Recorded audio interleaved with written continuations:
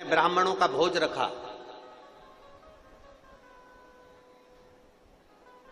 संतों को भी बुलाया, गुरुओं को भी बुलाया और ब्राह्मणों को भी बुलाया। बड़ा भंडारा है।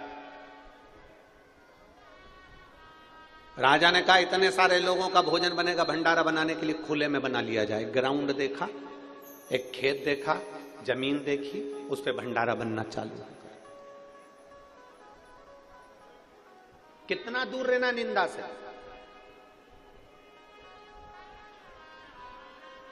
कितना दूरी बनाकर रखना इस निंदा से। जिस पर हम बैठे हैं, जिस पर हम बैठे हैं, इसको क्या कहते हैं? जम के बोलो जरा।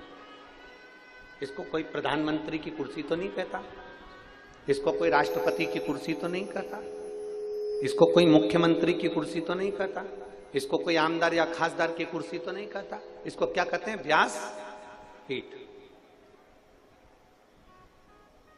काय के लिए मिली है ये? अगर कोई व्यास वक्ता इस पीठ पर बैठे तो वो क्या करने के लिए बैठा? इस पीठ पर बैठा है वो भगवान की चर्चा करने के लिए, जनमानस को प्रेरणा देने के लिए और जनमानस को मंदिर, शिवालय, देवालय से जोड़ने के लिए बैठा। इस व्यासपीठ की गरिमा यह है कि इस व्यासपीठ से एक भी शब्द निंदा का ना निकले, किसी के लिए अपशब्द ना निकले।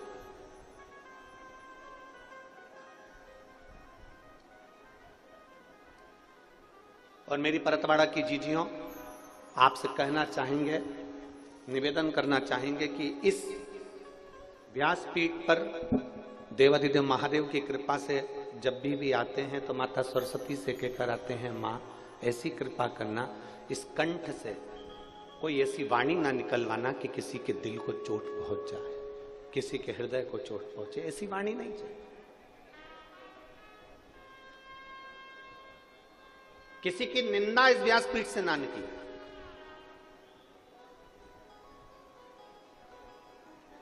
किसी व्यक्ति विशेष के नाम से कोई शब्द, कोई निंदा इस व्यासपीठ से ना निकले, इस गादी से ना निकले।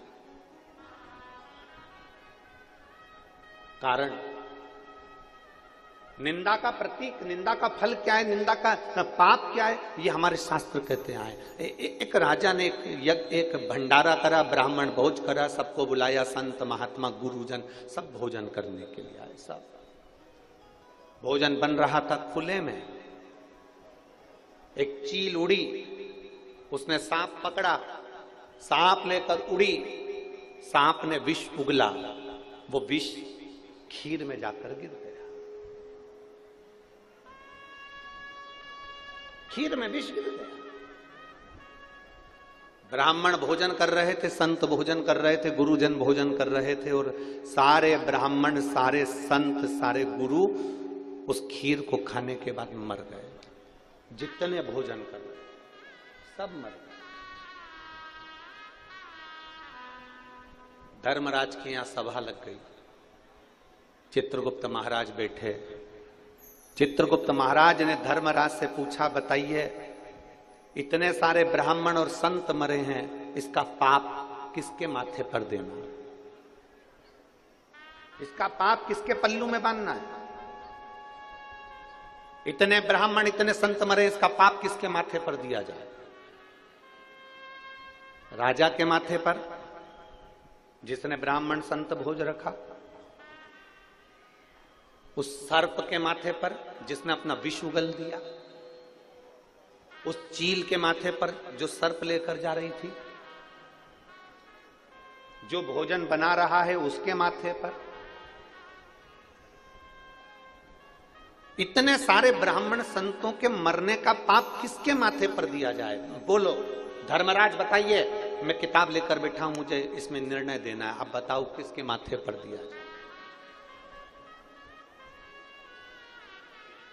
धर्मराज ने कहा 4 दिन रुक जाओ, उसके बाद में निर्णय लेंगे कि इसका पाप किसके माथे पर दिया जाए। 4 दिन निकले। राजा के नगर में 4-5 संत ब्राह्मण और आ गए। उन्होंने एक स्त्री से पूछा, माता जी राजा का भवन कहाँ है? स्त्री ने पूछा, क्यों? हमें भूख लगी है तो राजा के भवन में हम भोजन करेंगे। स्त्री ने कहा, बाबा सामने राजा का भवन है, परंतु हमारे यहाँ का राजा ऐसा है कि भोजन में जहर मिलवाकर ब्राह्मण संतों को मार डालता है। ऐसा खोलला राजा है हमारे यहाँ का, ऐसा बेकार राजा है हमारे यहाँ का। संत ब्राह्मण वापिस लौट गए।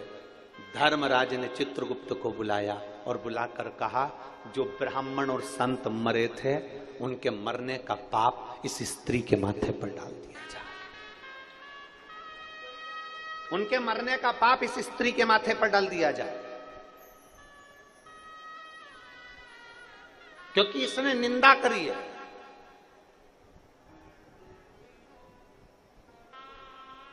ये निंदा कर रही है। एक छोटी सी निंदा सामने वाले के पाप को हमारे माथे पर चढ़ा देती है। शिव मंदिर में जाना, शंकर के मंदिर में एक लोटा जल समर्पित करने के लिए जाना, देवादिदेव महादेव के मंदिर में एक लोटा जल समर्पित करने के लिए जाना, भगवान शंकर के मंदिर में एक लोटा जल समर्पित करने के लिए जाना, शिव के दरवाजे पर अगर एक लोटा जल समर्पित करने के लिए जाना, भगवान देवादिदेव महादेव के पास अगर जाना, तो ये प्रयास कर कर जाना कि मैं शंकर के मंदिर में जब तक रहूं, मैं शंकर के मंदिर में जाऊं और आऊं, तब तक मेरे मुख से भोलेनाथ ऐसी कृपा करना कि किसी की निंदा ना निकल जाए, किसी की निंदा मेरे मुख से ना, किसी की निंदा ना निकले। बन सके तो हमसे भजन बने। आप अपने घर से लोटा भरकर जब जल लेकर निकलो ना, तो जल लेकर निकलो तो मुख से श्री शिवाय नमस्तु,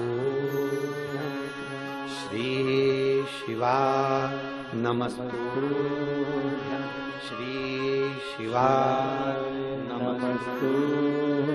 जब आप निकले अपने घर से, भगवान का मंत्र जाप करते हुए चलें। श्री शिवाय नमस्तुभ्यम बोलते हुए चलें, पंचाक्षर मंत्र नमः शिवाय बोलते हुए चलिए, षडाक्षर मंत्र ओम नमः शिवाय बोलते हुए चलिए, भगवान का भजन गुनगुनाते हुए चलिए। ये मत सोचना कि कौन हमको देख रहा है, कौन हमको नहीं देख रहा। आपकी चित्तवृत्ति को आप जितना शंकर से जोड़कर चलोगे, उतने आपकी जिंदगी की एक आनंद उत्पन्न हो जाएगी, अपने जीवन का एक सुख उत्पन्न हो जाएगा।